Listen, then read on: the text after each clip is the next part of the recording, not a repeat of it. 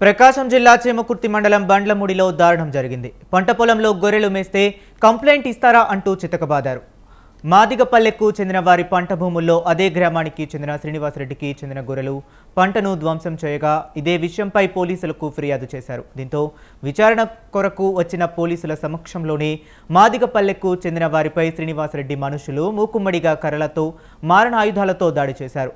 మరో కారంచేడు తరహాలో మాపై దాడి చేశారని బాధితులు ఆవేదన వ్యక్తం చేశారు. ఎస్పీ వి హర్షవర్ధన్ రాజు ఆదేశాలతో చీమకుర్తి మండలం బండ్లముడి గ్రామంలో 144 సెక్షన్ ఏర్పాటు చేశారు. గ్రామంలో పోలీసులు భారీగా మోహరించారు. బాధితులు ఒంగోలు రిమ్స్లో చికిత్స పొందుతున్నారు.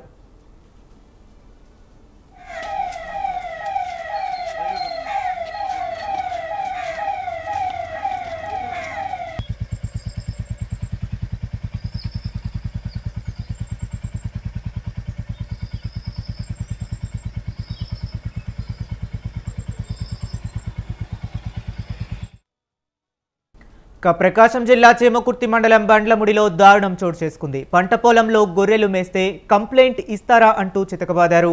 మాదిగపల్లెకు చెందిన వారి పంట భూముల్లో అదే గ్రామానికి చెందిన శ్రీనివాసరెడ్డికి చెందిన గొర్రెలు పంటను ధ్వంసం చేయగా ఇదే విషయంపై పోలీసులకు ఫిర్యాదు చేశారు.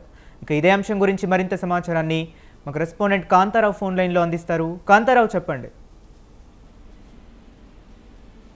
దళితులపై పోలీసుల సమక్షంలో అతి క్రూరంగా దాడి జరిగిందని చెప్పాలి.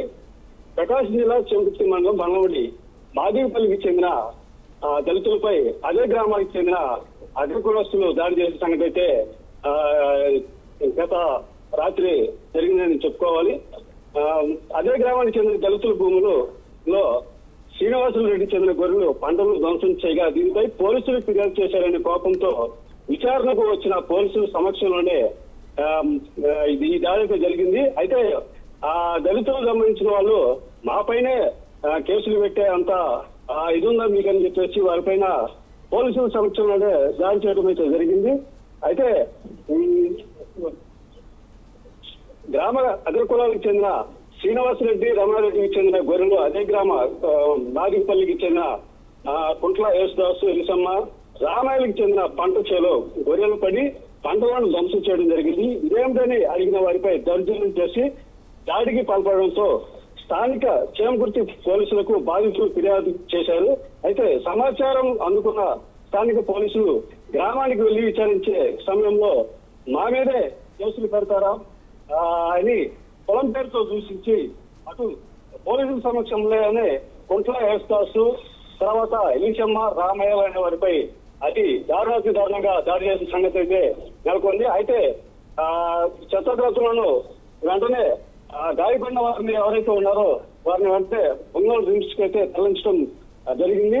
అయితే ఇదే విషయానికి సంబంధించి జిల్లా ఎస్పీ గ్రామానికి పోలీసులు పికెటింగ్ అయితే ఏర్పాటు చేసి ఎలాంటి అవాంఛనీయ సంఘటనలు జరగకుండా చర్యలు అయితే తీసుకోవడం జరిగింది. దీనిపైన మాదిక సంఘాలకు సంబంధించి ఎంఆర్పిఎస్ నాయకులు అయితే ఎవరైతే ఉన్నారో వెంటనే దళితులపై జరిగిన దాడులను ఖండించి అగ్రకులస్తులకు చెందిన వారిని అట్రాసిటీ కేసులు నమోదు చేసి వారిని అరెస్ట్ చేయాలని ఇటు జిల్లా కలెక్టర్ అయితే కానీ అలా అదేవిధంగా ఎస్పీకి అయితే కానీ ఫిర్యాదు చేయడం అయితే జరిగింది.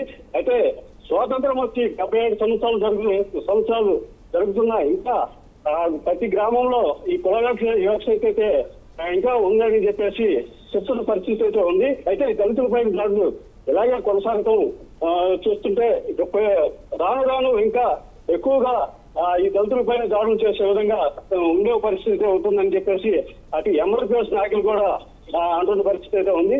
ఏదైతే దళితులపై దాడి చేసిన అగ్రవర్ణ వర్గాలకు చెందిన వారిపై చట్టపరమైన చర్య తీసుకోవటం అని చెప్పేసి అటు జిల్లా ఎస్పీ తెలిసిన పరిస్థితి ఉంది. Harish. Okay, right. Thank you Kantharao.